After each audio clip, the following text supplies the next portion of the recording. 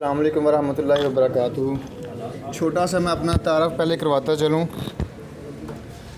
असल में मैं इस फील्ड में किस तरह छोटा सा बयान करता हूँ, मैं कैसे है। असल में मैंने इलेक्ट्रॉनिक्स इंजीनियरिंग की हुई है और उसके बाद मैंने बीएड और उसके बाद फिर मैंने बीएससी की बॉटनी और ज़ूलॉजी में। और ये मेरा शौक़ था इस फील्ड के अंदर आने का, जबकि मैंने इंजीनियरिंग लाइन को छोड़ के इस लाइन को मैंने अपनाया।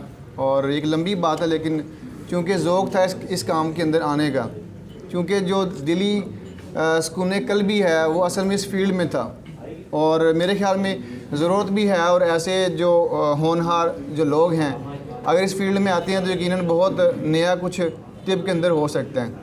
आज का जो मौजू है वो इस्तिस्क़ा पे है, जिसको असाइटिस या जलंधर के नाम से पुराना एक नाम है के नाम से जानते हैं। तो ये असल में होता ये है कि जिस तरह लीवर की यहाँ पे एक छोटी सी डायग्राम बनाई गई है, तो ये मैं यहाँ पे इसको बयान कर देता हूँ। ये असल में ना ये जो जिगर आपका, ये इसको नाफ आप कह लें सिंपल, जिसको जो तग़ज़िया वगैरह ग़िज़ा के पहुँचने का जो अमल है जिगर के अंदर, वो पोर्टल वेन या बाबुल क़ुबत के नाम से जानते हैं। ये मेन इसकी वरीद है जो कि आपके इसोफेगस जो सांस खुराक की नाली है, आपका स्टमक और आपकी छोटी बड़ी आंत और सारा जो ग़िज़ा और जो उसको उसे जज़ब करना होता है, जज़ब करके उसने जिगर की तरफ रवाना करना होता है। और यहाँ पे किसी भी वजह से ब्लॉकेज आता है तो वो ब्लॉकेज के बायस जो है पानी पड़ने की कंडीशन पैदा होती है। यहाँ पे तिब्ब यूनानी ने और नज़र मुफ़रद अज़ाब में थोड़ा सा इख्तलाफ है, चूँकि साबर साहब ने ये मुख्तसर किया है।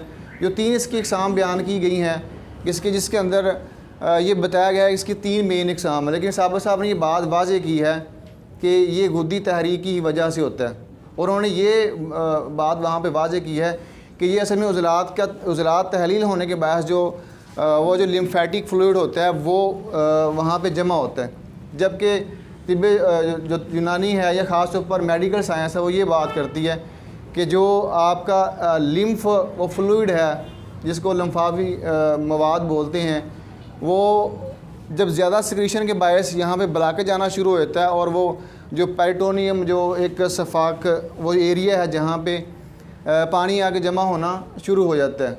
क्योंकि गुद्दे जाज़बा का फेल उस वक्त तेज़ होता है और गुद्दे नागला के तहत जो मवाद ने प्रॉपर वे से अपने रस्सों से खारिज होना होता है वो सही तरह से अखराज नहीं पा रहे होते। और वहाँ पे जो इलाज की सूरतें जो बताई गई हैं वो गुद्दी असाबी से असाबी गुद्दी बताई गई हैं। इनमें सबसे बेहतर जो चीज़ है उसमें सना मक्की, रेवन दसारा, रेवन चीनी, ब्रंजाज़फ़, अफसनतीन और इससे मिलती जुलती बाकी जो अद्वियात हैं जो फ़ेली तौर पर गुद्दी असाबी हैं या गुद्दे नागला के फेल को तेज़ करती हैं का इस्तेमाल किया जाए, अंदरूनी तौर पर या बैरूनी तौर पर जमात के तौर पर काफ़ी मुआवन साबित होती हैं इलाज की सूरत के अंदर। लेकिन ये देखा गया है कि मरीज़ की हकीम साहब ने बात की कि नब्ज़ के हवाले से जो इसके तज़ाद थोड़ा सा होता है, बाज़ दफ़ा हमें नब्ज़ चेक करते हुए असाबी महसूस हो रही होती है।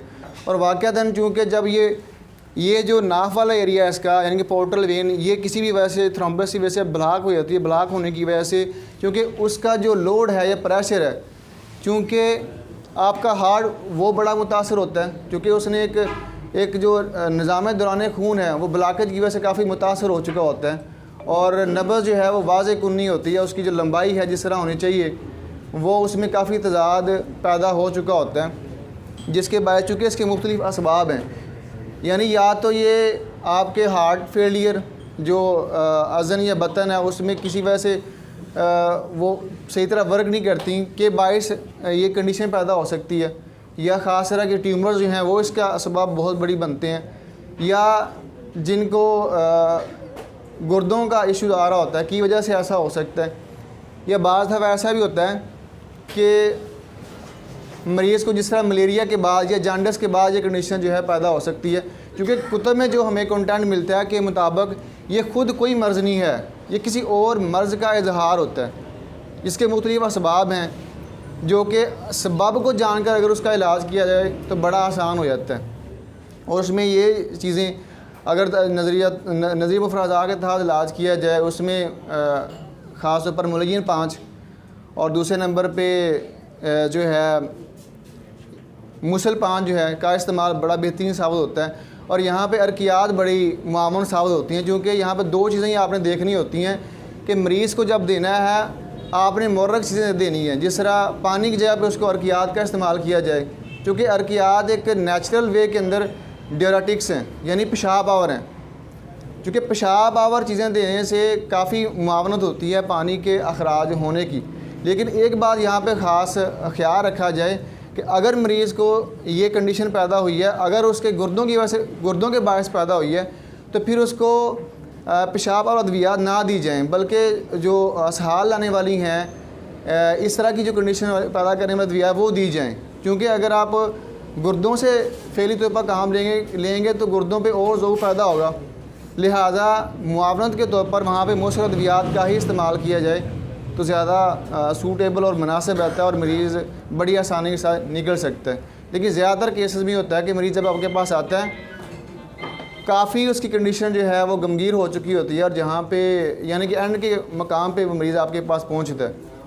अलबत्ता अगर टाइम पे ही इसको कंट्रोल कर लिया जाए तो इलाज की सूरतें आसानी से पैदा हो सकती हैं। अस्सलाम वालेकुम।